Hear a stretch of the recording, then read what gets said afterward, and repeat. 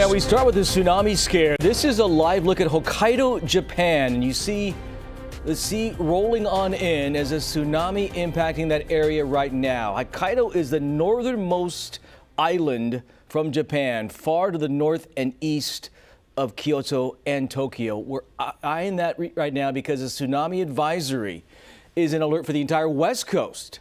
Now, they're seeing the waves roll on in. Let's go ahead and open up Nick's mic because he's the expert on this, if we can. A massive 8.8 quake hit earlier this evening off the coast of Russia, triggering tsunami waves that reached Japan's northern island of Hokkaido and Russia's Kuril Islands. Nick, talk about what you're seeing with this, because a tsunami is a series of waves, and we're watching that surge live as it comes on right now. Yeah, and a lot of times with these type of events, tsunami waves, a single wave can last about between as much as 15 to as high as 45 minutes per wave. So it's an increase of water coming in, and a lot of times when you see these type of events, the wave itself, as is in the middle of the part of the ocean there, could be quite long, right? The amplitude goes up when the wave comes into more shallow water and the wave slows down. So when it's over the open waters, the wave could travel the same speed as a commercial airliner, but slowing down as it approaches the coastline.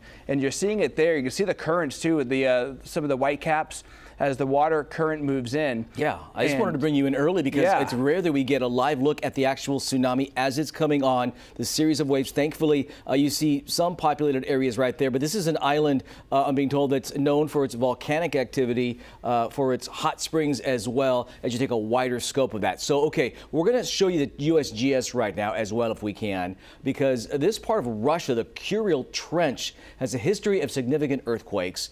These areas are part of the Pacific Ring of Fire, making them prone to both earthquakes and tsunamis.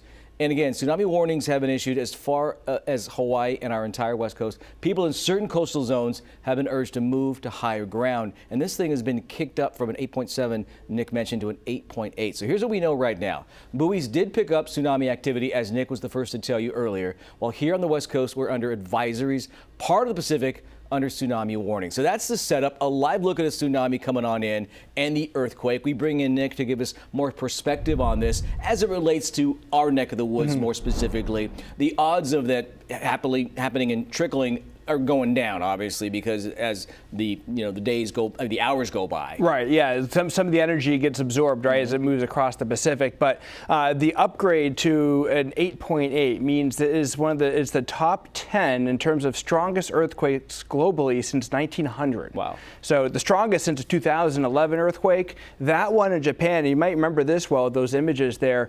The tsunami from that particular earthquake, 2011, was in excess of 130 feet in Japan. And by the time that tsunami made its way and impacting the west coast, the tsunami heights then range between 6 to 9 feet across parts of California. There were many boats that were sunk as a result of that. Lots of damage, millions of dollars of damage from that tsunami. So this, of course, I say that because this is much less, the wave heights from the tsunami that we're seeing reports of in Russia, 13 feet.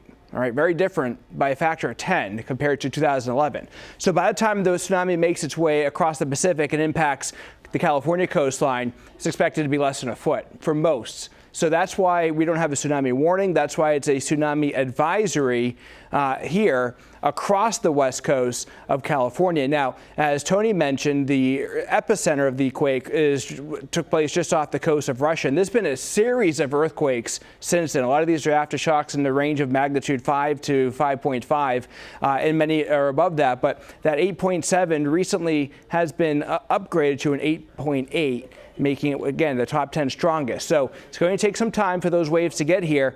That said, low tide tonight is during the 10 o'clock hour for most cities along California's west coast. The earliest estimated arrival time for tsunami activity brings us after midnight to closer to 1 a.m. for San Francisco, and high tides at about 2 a.m. or so. So the tides are going to be going up. We're not looking at, again, a significant event here, but Tony, for those in the harbor, for those boaters, they'll notice more of a shift in that surge, if you will, the currents moving through, but not so much of an inundation concern for us. Right.